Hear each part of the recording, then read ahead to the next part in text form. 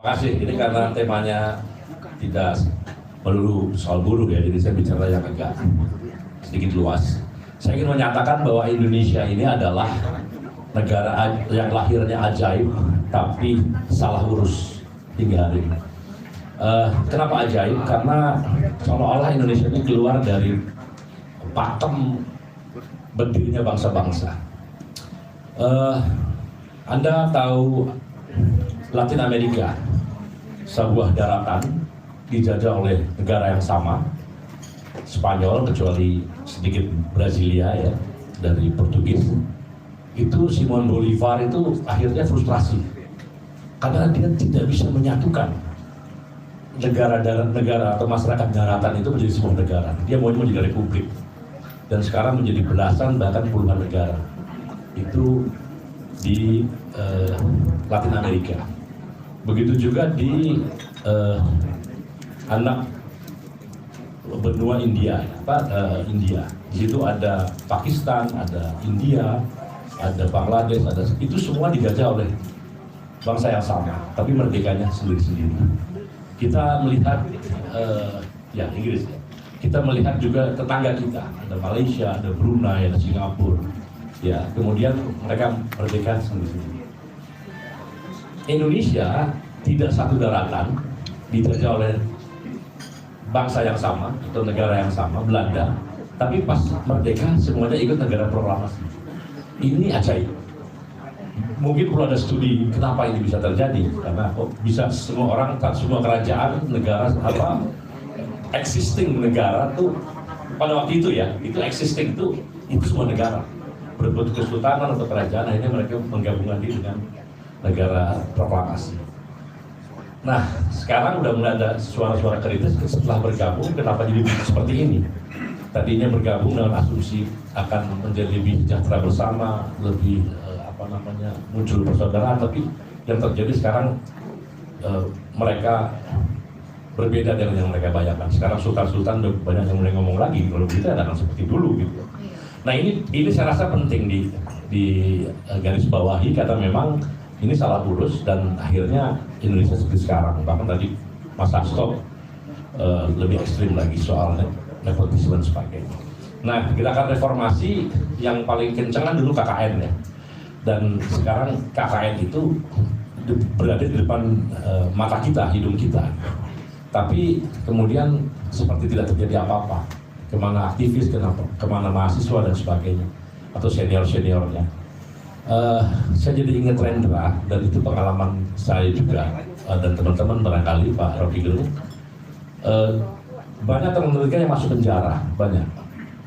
Ketika masuk penjara dia Raja Wali. Begitu keluar dari penjara tetap Raja Wali. Jadi dia bilang sangkar besi tidak bisa merubah Raja Wali menjadi burung nuri. Dia bilang.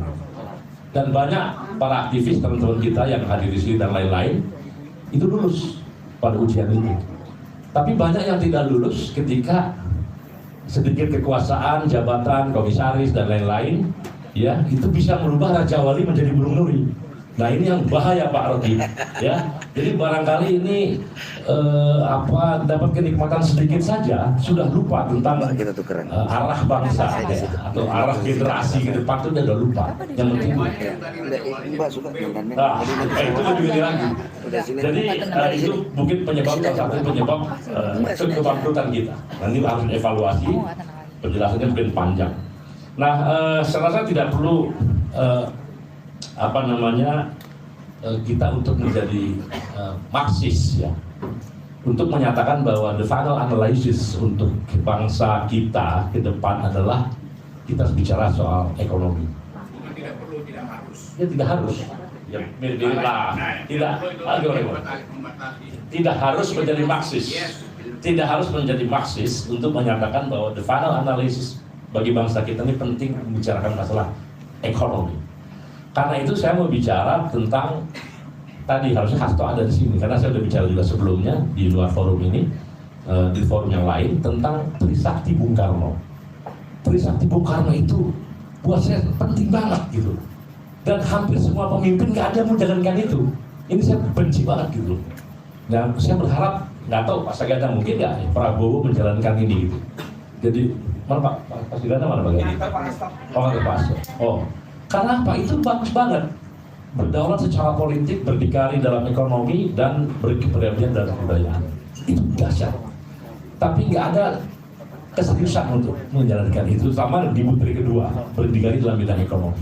Bahkan Pak Rocky, butir 1 dan butir 3 itu bisa juga menjadi semacam bagi berjalannya butir kedua. Tidak sedikit sekarang budaya itu sesuatu yang bisa bernilai ekonomi misalnya. Bagaimana Korea, Jepang dan sebagainya, dia melaunch budaya dia, dan sekarang dia pemasukannya luar biasa dari budaya itu. Kita bukan berarti ngejual budaya atau artian murahan, ya tidak. Kita punya tempat wisata, kita punya macam-macam yang sebetulnya bisa invite devisa dan sebagainya. Tapi kita nggak pernah serius. Nah, kemudian nomor 1 berdaulat secara politik juga begini. Kalau ekonomi kita morat-marit, akhirnya ribut satu sama lain, ini terancam kedaulatan kita. Secara politik bahkan terancam. Jadi sebetulnya final analysis tentang pentingnya ekonomi adalah sesuatu yang harus. Dan saya sedikit aja di sini dari mungkin perspektif kaum buruh. Dan yang disebut dengan berdikari dalam bidang ekonomi itu artinya apa? Semua dilakukan sebisa mungkin oleh orang Indonesia, itu artinya. Itu yang berdikari. Mbak Salsabila Syairah yang amat baik. Kalau bisa modalnya modal sendiri, kalau bisa orangnya orang sendiri yang mengerjakan, ya. Kalau bisa yang beli, yang belanja orang kita sendiri.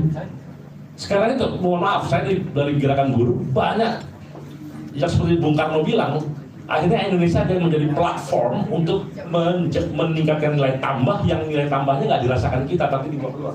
Di sini ada pabrik sepatu yang sepatunya tuh nggak boleh dijual dalam negeri. Nggak boleh, ada banyak produk-produk yang diproduksi di sini langsung diekspor ke luar negeri dan nggak boleh dinikmati oleh orang Indonesia. Kira-kira seperti itu. Jadi kita hanya sebagai platform untuk diperas buruhnya dengan margin yang besar, dijual entah kemana kita kan. Kira-kira begitu. Jadi itu sangat tidak mandiri, sangat tidak berdikari. Jadi modalnya bahkan kita modal asing. Kemudian orangnya yang ngerjakan sekarang ada tenaga kerja asing lagi. Lebih parah lagi nih presidennya yang sudah diterima kasih oleh Pak Rocky Gerung. Terima kasih Pak Jokowi kan gitu. Gara-gara apa namanya Aceh menang gitu kan. Itu tenaga kerja asing masuk. Kemudian apa lagi? Tenaga kerja asing yang belanja. Nah ini kita bisa semua sebetulnya. Kita bisa semua, dan kita udah kalau jujur kita suatu bangsa yang sudah bisa membuat produk yang sekitar 80.000 komponennya itu pesawat terbang. Harusnya ke yang lain itu bisa. Tapi karena ada salah urus ya mungkin impor lebih suka dan sebagainya. Jadi nggak ada learning proses dalam bangsa ini. Nah ini mandiri dalam ekonomi. Dan saya ingin juga gini Pak, saya men-challenge ya. Di sini gini, kita sering mendengar kata-kata soko guru ekonomi Indonesia. Oh indah banget soko guru. Apa? BUMN, koperasi, dan korporasi atau swasta. Tapi kita nggak pernah mendefinisikan apa sih perannya masing-masing. Perannya sama aja semua. Siapa yang punya duit, siapa punya ini bisa. Akhirnya apa? Yang ketinggalan koperasi. Nah saya menawarkan dalam forum penemuan Perhimpunan Mulai Indonesia yang dipimpin oleh Bapak Rocky Gerung dan Bapak Saganda, dua kampion pemikir besar saat ini, ya kan? Coba didefinisikan soko guru ini, apa tugas koperasi, apa tugas BUMN, apa tugas swasta. Jangan tugas swasta diambil BUMN, tugas BUMN diambil swasta, bolak-balik, ya kan? Koperasi nggak jelas. Nah, kira-kira gitu. Contoh sederhana gini, kalau Anda ke Jepang, Anda tidak akan menemukan industri ikan terpadu penangkapan ikan itu dilakukan oleh swasta. Karena itu adalah barang Tuhan, ikan, ada masyarakat pantai di situ, maka apa yang cocok? Koperasi. Ya, kemudian Anda pergi ke Eropa, ada pengembangan hutan, budaya hutan, tidak ada perusahaan PT yang mengerjakan itu. Kenapa? Karena tanahnya tanah Tuhan, ya kan, itu renewable, bisa diperbaharui, dan ada masyarakatnya, ya kerjakan oleh koperasi. Tidak oleh hak penebangan hutan, KPH dan sebagainya oleh PT-PT, ya. Tapi kemudian yang menarik di Indonesia begini, Kak. Buat apa BUMN punya properti gitu loh? Ada Wika properti, ada PP properti gitu Pak. Kan gila. Masa BUMN ngurusin properti gitu loh. Properti kasih swasta aja lah. Dulu ada karya-karya itu karena yang non negara bodoh. Yang pinter-pinter ditaruh di BUMN karya, bangun jembatan, bangun ini, bangun itu, penugasan. Dulu memang waktu kita merdeka, sarjana nggak cukup satu bus isinya. Nah, jadi orang-orang pinter disuruh bangun ya BUMN, tapi sekarang semua udah bisa, kasih aja. Nah, yang menarik. Sekarang yang diangkut timpas itu busway. Nah yang menarik sekarang justru apa? Perintah Konstitusi UUD 45 pasal 33 bumi air dan kekayaan yang ada dalam di keuangan negara dengan kemakmuran sebesar-besar kemakmuran rakyat. Itu sekarang diswastakan. Negara nggak terlibat. Orang sampai bengek-bengek tuh developer karya-karya atau apalah yang bisnis BUMN sekarang. Kalau bengek untungnya cuma 20 miliar di akhir tahun, 50 miliar, kadang-kadang rugi. Itu perusahaan-perusahaan yang BUMN itu. Anda tahu nggak? Batu bara tahun 2022 itu 600 juta ton. Harga batu bara $250 itu kira-kira saya hitung dulu pada waktu itu ya. Revenue dari batu bara 2.300 triliun, 400 triliun. Negara cuma menerima sekitar 340-an triliun. Jadi ada 2.000 triliun itu dibagi ke segelintir orang kan yang swasta itu. Wah ini gila. Jadi maksud saya Pak Rocky, tolong jelaskan. Harusnya BUMN yang mengerjakan itu. Kalau peran swasta, oke lah bagi hasilnya agak serius sedikit. Jangan cuma sekenaknya gitu loh. Nah ini saya rasa nggak adil dan pasti Indonesia akan bangkrut kalau kita tidak punya sistem ekonomi yang memastikan peran-peran daripada sokok guru perekonomian. Dan kalau itu kita lakukan, insya Allah kebangkitan nasional dimulai dengan kebangkitan ekonomi. Karena saya mau jujur Pak Rocky, solidaritas global itu sekarang ini kita bisa didengar kalau kita menjadi somebody ya, kira-kira gitu dalam sebuah pergaulan antar bangsa. Dulu somebody, karena kita Bung Karno merdeka begitu gagah, kita didengar orang, walaupun kita masih jauh miskin sekali. Tapi sekarang udah 75 tahun masih bahkan lebih ngaco pemikiran-pemikiran besarnya, dan kemudian kita secara ekonomi juga tidak bangkit, banyak yang miskin harus dikasih makan gratis, kita akan susah dalam kancah global. Jadi saya rasa itu penting. Mari kita pastikan kita mandiri, berdikari dalam bidang ekonomi, laksanakan ajaran Trisakti Bung Karno. Terima kasih. Billahi fisabilil haq. Wassalamualaikum warahmatullahi wabarakatuh. Waalaikumsalam.